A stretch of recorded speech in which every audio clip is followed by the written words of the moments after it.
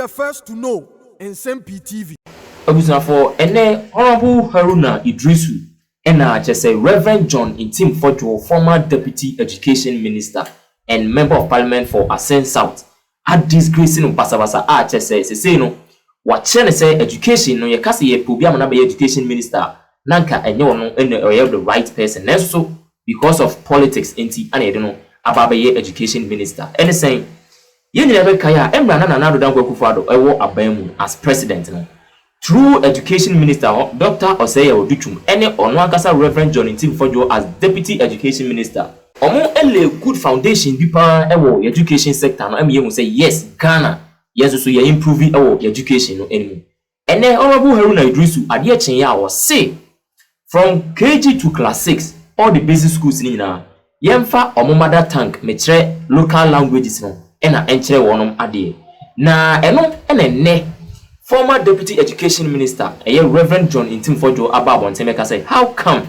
say yemfa ne say obi every northern region yemfa ne say bia on titwi ono on tifante on tikasa bia apart from English any kasa o kan oni kum ewo northern region ho na ya post say nipa no as teacher ni ya post no de ne ko let's say Greater Accra okokoduru ha ebesi den waka ga no de akire akwada na wo no every Greater Accra ho no aya wo no ho awotega just any local language ga no sounds so na so obi fante na so free northern region na post ni ko fante abesi den na de fante no akira de eno ene Reverend John Nsem-Pii ka kire say NDC amenyuko no adwe she omutirima ne say oh MPP for buy omu bediwe ne buy enti ne saade a yeso so ya bade a yeso besesa no yeso de aba eno nti anenne ompese omu yi sa language policy say yemfa local languages no ene enkyere won made emehye ho no in fact ene Reverend John Nsem-Pii the history behind the Ghana's education no abre Haruna Iddrisu amena hu say ye kan education minister na nkenye won mum ene the right person yentie ensema Reverend John Nsem-Pii eka no ene why ye deputy minister for education da na wankasa wunua Honorable Haruna Iddrisu also ye substantive education minister the assembly to just say the use of local language lower primary for bano as say yetimi use no ye pa ne ade minimum komai eto saying offer a ban on language policy of Ghana. And this is for so many motor mbo aso no motia sei no si gina ebeboa. The answer is one tia sei na fiti prekope na be announcement say primary de kopim DHS obi anfa akora no kurum kasa ana na say ne ma me kasa ene enfa nkyere na dia na wafom na o man no mafia na aba be say no say o man no language policy abakwasem e wo na me ba be ka kire wi in the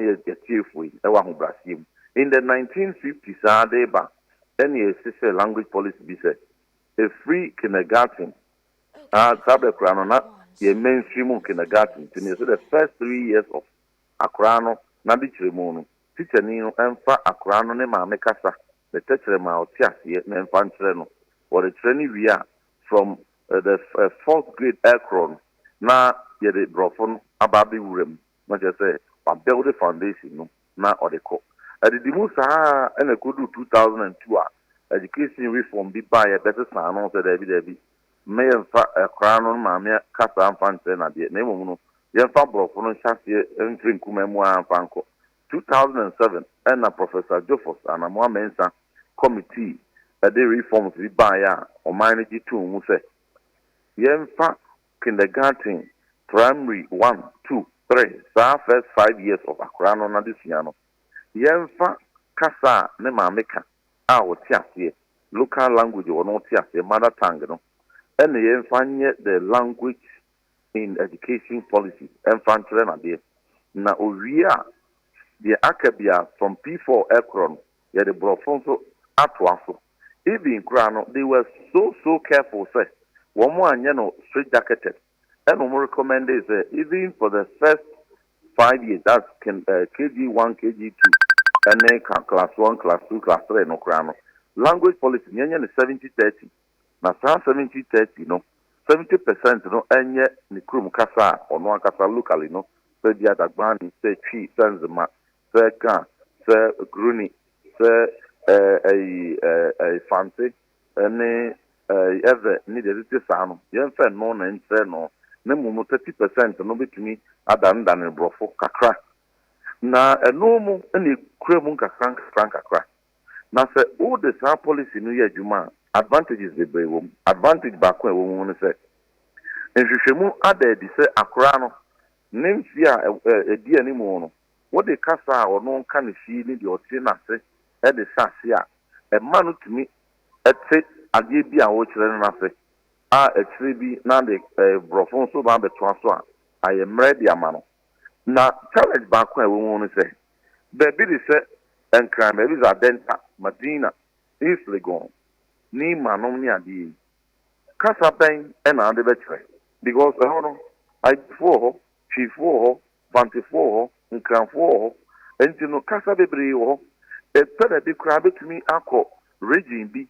na bronu bi wo ha obekọ no na saa kasa edoso wo ankra no eno mo ka no enye kasa efri saa ekuro ne so enso ni padodo na wo no saa kasa no mo ka entine no teacher ni na wo di teacher for ade o mo ko no kasa ben na obema o mo sabia wo mo akọ kire and it will be for Madina, for instance.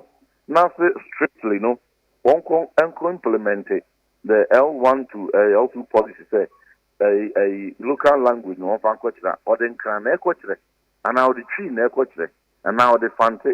Until I thought that, then we provided further guidelines, and yet they do have complexity, no, for playground language. The Enkrano free classroom, Ekujina, Bontenso, and our park is to Diagra. Kasa womo etakano enona fa doctor. So we have a lot of challenges in some of these things. But oba in Grunki to one bed the honor said the me district Osei. Chini yen Ayɛka. No who use language policy now. It works very fine. Up to P3. But after P3, who can say on twaso no fa mother tongue chi no and one fa en tradia. And no seem to be brave because fraction no won't me and can tree woman in the photosynthesis whether not what can the tree that how a compound, how can you describe a compound? Chemical reaction, where then it is a young shun you may be now I can say a yemfa tree, yemfa frafa, yemfa and cry, yemfa zima and enter mofana dia metem JHSA. Oh baby, our secondary school.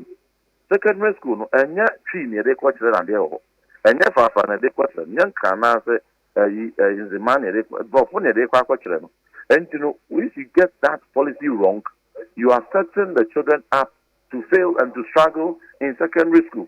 So what we did and say the shushe mu advantages and disadvantages the woman na and who said problem na e ho no it is not about how long the local language you know ebetre mofrana adie ma womasian edi na ebomo no special techniques bi a ebetre a teacher for no na printed textbooks ama wom na yedi o mafa sa training ni mo efe no phonics based approach phonics no na just sound letters I wo akenkan mu no say a say be say de say say the teacher for no betumi amasa no mafaswa combine ebi atra korano na sound no akwadare no any say mother tongue say brofo and no na say the parent intervention no eba any early grade reading program na sa early grade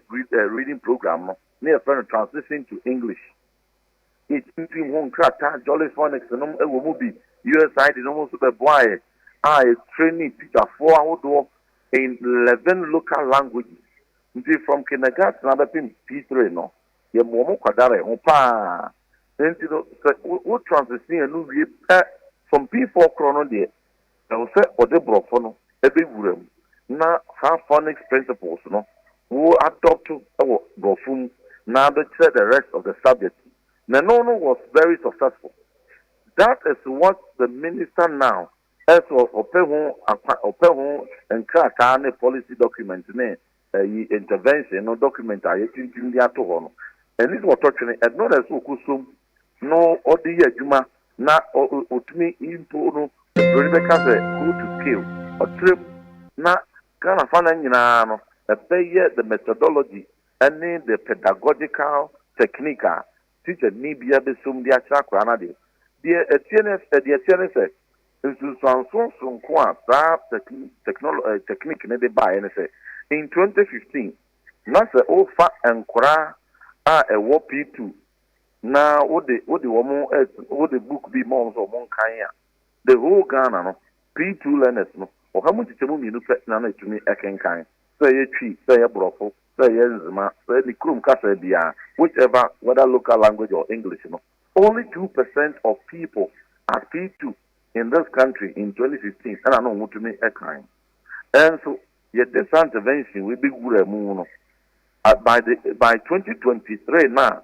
yeah national standardized test no na etunya pages for 2% na 38%. There's a young rule be associated, but there's been a massive jump. Until no one has sort of and yes, a Bible for about minister for Abanti, yeah, the two year now, human action, now they said the before France is under so be added before Froba. And two banana the cast from crazy copim primary 6. Many teachers, teacher need the mother tongue and entra. I am misplaced. It's not grounded on any theory, it is not grounded on any empirical evidence. It is not grounded on any pilot to be a command. I'm a woman for so. And the minister should not be quick to change the language policy of Ghana, but to revert to the order that no any interventions are abua na echo anymore. No one to answer. And yes, I ask one more say, one the language policy for the back. They should be clear in their mind. No one team language policy ni nanya clear. No more fa and near who said language policy no say anything, but just merely giving announcement say KG are copying a primary and basic school, or be in fact a local language and then without being clear on the policy. You are confusing the system and you are confusing the teachers.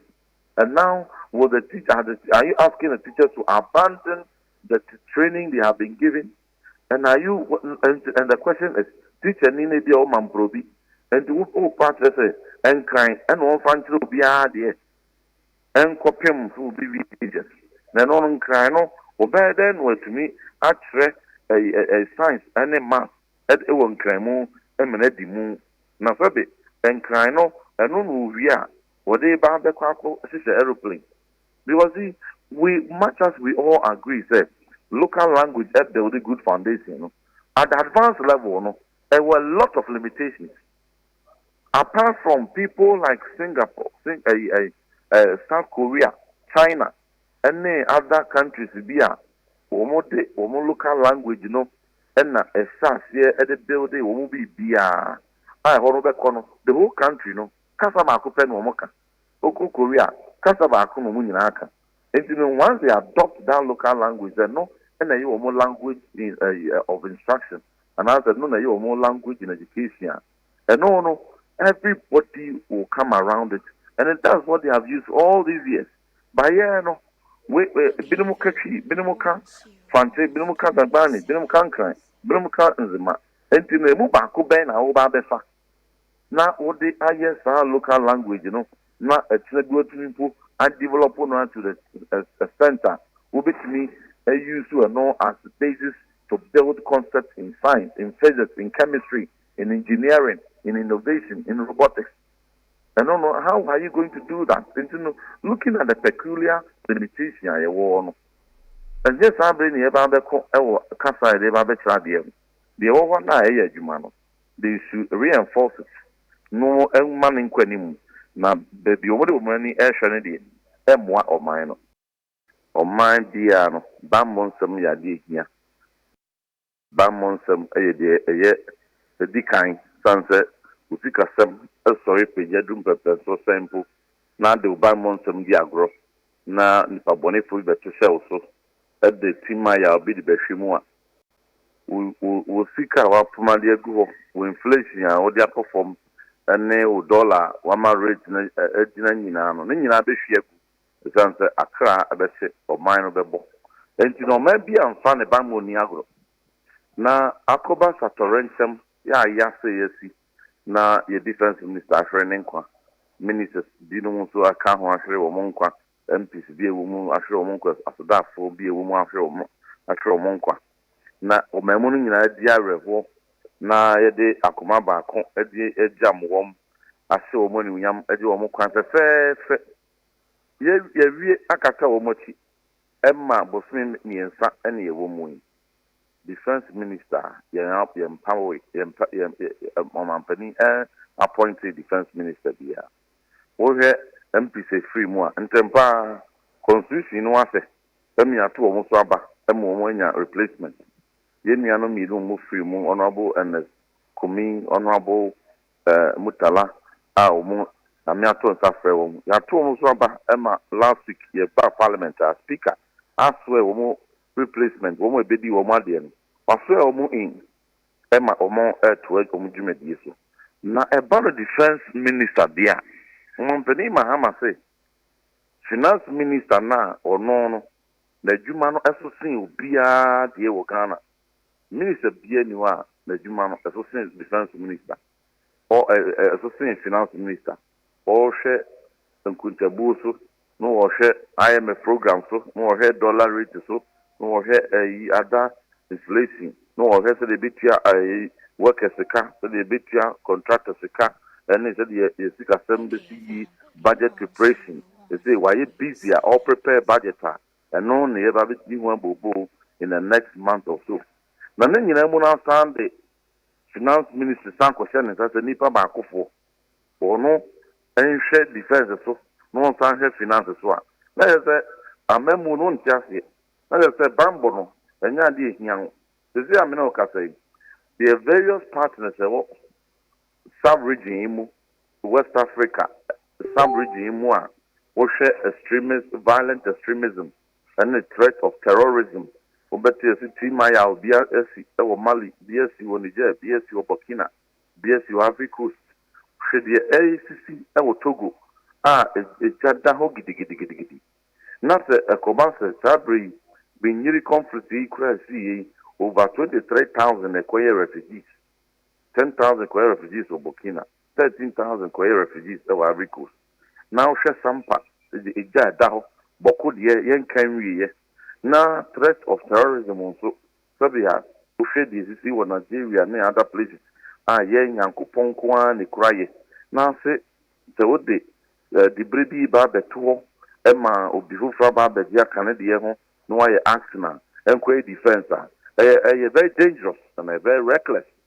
And to signal echo in the sub-region, you know, Dudwana, and who's the son, you fire bomb some you found seriously, no. Yes, Roman Penise, with immediate effect, or appointed as substantive defense minister. Sabe Aminokase, so therefore, woman knew because woman fee say, you for almost serious. We don't prioritize them and we don't respect them enough. And to find them deserving, say, Wombenya, a substantive minister or co-cabinet, or no, them amawom, I can't womasem amawom, woman here some wakamawom, or share and moi, and ya candy, a woman here, as the mawom, wombe here, Casama for. Now, finance minister, no, what we are Canadian Navy, no, Samba Behe, the defense and so the Aka. And to will share this in Munsua. Majidis a woman will be an uncle for. Between the Ubako, between Babidisa, the Bray, Uncle Fahambia, Emma. And then won't me appointed the Mubako. Bosmini and Sandy, so some way say Bianca now to me, do another Bosmi Bako Petty, and Uncle B. Pija Muse, ya appointed substantive minister. And Rebecca Susan from our crown castle. Now it was me and any woman we, and the train of saying, answer your fat, ye bambon some. Some amanahi who share security the Bia Echo from one. They say from the second most peaceful country in Africa. No? You're showing Abba from Kra from the 38th most peaceful country in the whole world. No, say you're showing about 61st. Then to me, you're trying a bar manager jazz with me and you will be a Ginny Apa as defense minister. Ebra asase na torrent we dey see ya ma me amadanfo onya ne ba biko honorable doctor Manebo ama FM hwere ni nkwen The door na Busian for her name, Ghana for her name, after we are the woman in a fire aeroplane, the Kobe, a shen Musaka, Shemun Puno, Bosmimi and Sachi, the Biba Betoja, Lanka Apostle be, Mempo, report, no Apostle, then a comprehensive one on Uncle to me, ye pa, and Cabosmimi and Sachi, and woman deserves Umbeya report, no, near an Apostle. Ninano, we don't even have a defense minister. Yes, substantive.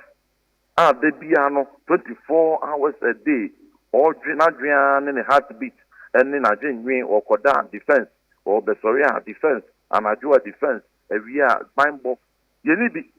And to no better crown as our report to no crampono, Abba, and yet to me discussing with you.